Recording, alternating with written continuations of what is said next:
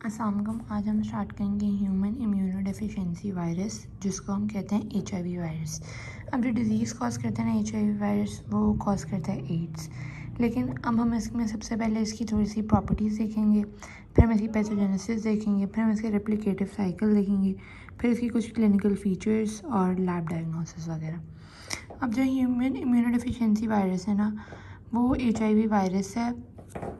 वो एक single standard positive sense enveloped RNA virus है। ये RNA वायरस है जो कि सिंगल स्टैंडर्ड होता है RNA वायरस, और ये एक रीट्रो वायरस है। वायरस फैमिली में रीट्रो वायरस है। रीट्रो वायरस मीन इसके पास एक एंजाइम प्रेजेंट होती है, रिवर्स ट्रांसक्रिप्टेज। तो वो उसका काम बाद में होता है। ये क्या है? ये diploid single standard positive sense जो है इन्वेलप्ड RNA रीट्रो वायरस है, इन्वेलप्ड है। इकोसाहेड्रल इसकी सिमेट्री है। फिर ये RNA डिपेंडेंट DNA पॉलीमरेज है, कि ये खुद RNA है लेकिन ये DNA पॉलीमरेज से DNA फॉर्म करता है। ये लीनियर है, ये न्यूक्लियस में जाकर मल्टीप्लाई करता है, रेप्लिकेट करता है। इसके बाद कुछ एंजाइम्स और कुछ जीन्स हैं। जो एंजाइम्स हैं उस पर रिवर्स ट्रांसक्रिप्टेज है, इंटीग्रेज है और प्रोटीज है। अब हम क्या कहते हैं, रिवर्स ट्रांसक्रिप्टेज क्या करता है? रिवर्स ट्रांसक्रिप्टेज ये जो सिंगल स्टैंडर्ड RNA है ना, उसको डबल स्टैंडर्ड DNA में कन्वर्ट करता है और उसको mRNA में कन्वर्ट करता है। होता क्या है, जो सिंगल स्टैंडर्ड RNA है ना हमारे पास, जब वो जाता है ना ये वायरस के अंदर, डबल स्टैंडर्ड RNA जो है, सिंगल स्टैंडर्ड RNA जो है ना, ये सेल्स के अंदर जाता है ना, जब हमारे पास इम्यून सेल्स के अंदर, तो वहाँ पर ये ट्रांसक्राइब करता है single standard RNA into double standard DNA में ट्रांसक्राइब करता है। जिस तरह ये देखो, ये सिंगल स्टैंडर्ड RNA था, ये जब अंदर गया उसके अंदर जाएगा रेप्लिकेटिव साइकिल में, तो ये डबल स्टैंडर्ड DNA में बन जाएगा, जिसको हम प्रोवायरल DNA कहते हैं। तो फिर ये प्रोवायरल DNA क्या करेगा, ये जाएगा और न्यूक्लियस के अंदर जाएगा, होस्ट की न्यूक्लियस के अंदर जाएगा और वहाँ पर इंटीग्रेट कर देगा इनटू होस्ट DNA, और वहाँ पर फिर जाकर न्यू वायरसेस के DNA बनाना शुरू कर देगा और फिर न्यू वायरसेस बना देगा। तो वो रेप्लिकेटिव साइकिल में इसका सही काम पता लगेगा। लेकिन इसके पास एंजाइम्स हैं, हमें पता है रिवर्स ट्रांसक्रिप्टेज है, इंटीग्रेज और प्रोटीएज है। फिर इसके पास कुछ जीन्स होती हैं, इसके अंदर टैट जीन होती है, जो कि एक प्रोटीन को इनकोड करती हैं, जो कि वायरल ट्रांसक्रिप्शन, जो कि वो क्या करती है, टैट जीन हमारे पास होती है जो कि प्रोटीन को इनकोड करती है और वो वायरल ट्रांसक्रिप्शन को एक्टिवेट करे। ट्रांसक्रिप्शन करके जो DNA होगा ना, वो कन्वर्ट हो जाएगा मैसेंजर RNA में। तो ये टैट जीन से होगा। वो जब हम रेप्लिकेटिव साइकिल करेंगे ना, तो उससे ये सारा कुछ पता लग जाएगा। अब हमारे पास ये कुछ इसकी इम्पॉर्टेंट प्रॉपर्टीज़ हमने पढ़ ली। इसमें हम कहते हैं कि जो HIV वायरस है ना, मेनली हमारा टारगेट करता है इम्यून सिस्टम को। तो इम्यून सिस्टम में जो सेल्स होते हैं, macrophages, dendritic cells, T helper cells, उनके ऊपर कुछ मॉलिक्यूल्स होते हैं, CD4 पॉजिटिव मॉलिक्यूल्स। तो ये जो है ना, ये उन CD4 मॉलिक्यूल्स को जो है टारगेट करता है और जो इम्यून सिस्टम के सेल्स होते हैं उनको डैमेज करता है। ठीक है। अब जो है ना, लेविंसन में एक डायग्राम बनी हुई है HIV वायरस की, वो ये है। उसमें ये बताया हुआ है, ये अंदर से अगर हम स्टार्ट करें तो उसके अंदर ये बताया हुआ है कुछ इसके अंदर एंजाइम्स होती हैं। तो उसमें हमने कहा रिवर्स ट्रांसक्रिप्टेज एंजाइम होती है। ये हमारे पास सिंगल स्टैंडर्ड RNA है। अब क्या होगा, रिवर्स ट्रांसक्रिप्टेज क्या करेगा, इस सिंगल स्टैंडर्ड RNA को ना प्रोवायरल DNA में कन्वर्ट कर देगा। ठीक है ना, इसको ट्रांसक्राइब कर देगा प्रोवायरल DNA में, जब इसकी रेप्लिकेशन होने वाली होगी। फिर इसके बाद ये होता है कि इसके पास न्यूक्लियोकैप्सिड, जिसको हम P24 गैग या P7 गैग कह सकते हैं, न्यूक्लियोकैप्सिड होता है। फिर इसके बाद ये मैट्रिक्स प्रोटीन होती है जो P17 है। फिर इसके बाद ये लिपिड बाइलेयर है। लिपिड बाइलेयर के बाद इसके बाद एनवेलप होता है, एक ये P41 GP41 और ये GP120। तो ये ना कुछ मेन सा स्ट्रक्चर है HIV वायरस का। अब इसके अंदर कुछ प्रोटीन्स हैं, यहाँ पे लिखा हुआ है लेविंसन में कि कुछ प्रोटीन है जो प्रोटीन इनकोडेड बाय जीन्स। तो कुछ स्ट्रक्चरल जीन है जो कि सब रेट्रोवायरसेस में, खाली HIV में नहीं, कुछ स्ट्रक्चरल प्रोटीन है जो कि सब रेट्रोवायरसेस में प्रेजेंट हैं। वो कौन सी होती हैं? ये गैग वाली न्यूक्लियोकैप्सिड जो थी, ठीक है, ये गैग वाली न्यूक्लियोकैप्सिड जिसमें P24 गैग और P7 गैग आया। फिर पॉलीमरेज में RNA ट्रांसक्रिप्टेज एंजाइम, प्रोटीएज और इंटीग्रेज एंजाइम, ये सारे जो रेट्रोवायरसेस हैं ना उनमें प्रेजेंट होती हैं। फिर इनके पास एनवेलप है जो GP120, GP41 और GP120, ये सारे RNA रीटोवायरसेस में प्रेजेंट होती है। जबकि कुछ जीन्स होती हैं जो कि रेप्लिकेशन में यूज़ होती हैं, जैसे कि मैंने कहा टैट और REV। ये क्या कहते हैं, रेप्लिकेटिव साइकिल में जो टैट जीन है वो ट्रांसक्रिप्शन करवाती है और REV RNA जीनोम को वो कराती है ट्रांसक्रिप्शन। और फिर कुछ रेगुलेटरी जीन्स है जो कि रेप्लिकेशन में यूज़ नहीं होती लेकिन ये पाई जाती हैं HIV, उसमें NEF, VIF, VPR, VPU वगैरह हैं। ठीक है, अब हम देखते हैं इसका रेप्लिकेटिव साइकिल, तो वो भी हम लेविंसन से देखते हैं, काफ़ी इजी है। अब हम क्या कहते हैं, ये हमारे पास इसका रेप्लिकेटिव साइकिल बना हुआ है। उसमें क्या होता है, सबसे पहले ये वायरस होता है। वायरस के पास हमने देख लिया ये RNA है, इसके अंदर यहाँ पर एक जो होगी RNA ट्रांसक्रिप्टेज होगी, ये इसका न्यूक्लियोकैप्सिड होगा। ठीक है, फिर इसके बाद प्रोटीन मैट्रिक्स भी होता है, फिर इसके पास लिपिड बायलेयर है, फिर यहाँ पर जो है ना इसके पास GP120 और GP41 है। तो GP120 जो है ना वायरस की, वो क्या करती है, वो जाकर अटैच होती है to the CD4 receptor cells या फिर को रिसेप्टर इसके साथ होता है जिसको CCR5 या CXCR4 कहते हैं। अब क्या होता है, कुछ macrophages, T cells, dendritic cells present होते हैं इम्यून सिस्टम में। तो CD4 रिसेप्टर्स जो होते हैं वो प्रेजेंट होते हैं खाली T सेल्स पे, जबकि CCR5 और CXCR4 ये प्रेजेंट है T cells, macrophages, monocytes, dendritic cells, इन सब पे।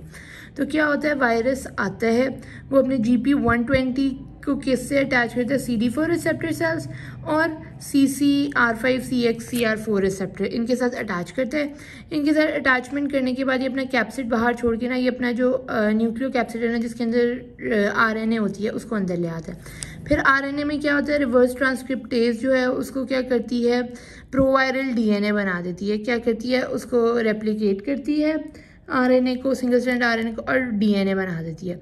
अब ये जो DNA है ना वो क्या करता है, वो प्रोवायरल DNA होता है। प्रोवायरल DNA क्या होता है कि ये मतलब जो होस्ट का न्यूक्लियस है ना उसके DNA के साथ जाकर अटैच हो जाता है। प्रोवायरल DNA इंटीग्रेशन हो जाती है उसकी होस्ट के न्यूक्लियस के DNA के साथ। अब जो है ना ये होस्ट के न्यूक्लियस का जो DNA है उसके साथ जाकर अटैच होते हैं। फिर कुछ टैट जीन आती है और कुछ REV जीन आती हैं, जो प्रोटीन्स हमने पढ़ी थी ना कुछ, तो वो टैट जीन और REV जीन, इनसे ना जो है रेप्लिकेशन जो है वो रेगुलेट होती है। अब टैट जीन क्या करती है, जो अब यहाँ पर RNA क्लीव्ड हो जाते हैं ना, टूट जाते हैं ना, वो मैसेंजर RNA में कन्वर्ट हो जाते हैं। और जो नहीं टूटते अनक्लीव्ड RNA वो REV से RNA जीनोम में आ जाते हैं थ्रू RNA जीनोम्स जो हैं वो साइटोप्लाज्म में आ जाते हैं थ्रू REV। अब क्या होता है यहाँ पर कि पहले एंट्री हुई, RNA जो है DNA में बना, DNA इसका न्यूक्लियस होस्ट के न्यूक्लियस में गया, वहाँ पर उसने होस्ट के न्यूक्लियस के DNA के साथ इंटीग्रेट हुआ उसके अंदर, और इंटीग्रेट होने के बाद टैट जीन के थ्रू जो क्लीव्ड RNA थी ना वो मैसेंजर RNA में कन्वर्ट होकर साइटोप्लाज्म में आई, जबकि REV जीन के थ्रू जो अनक्लीव्ड RNA थी वो RNA जीनोम्स साइटोप्लाज्म में आई। अब क्या होगा कि ये ट्रांसक्रिप्शन हुई थी जो होस्ट के न्यूक्लियर DNA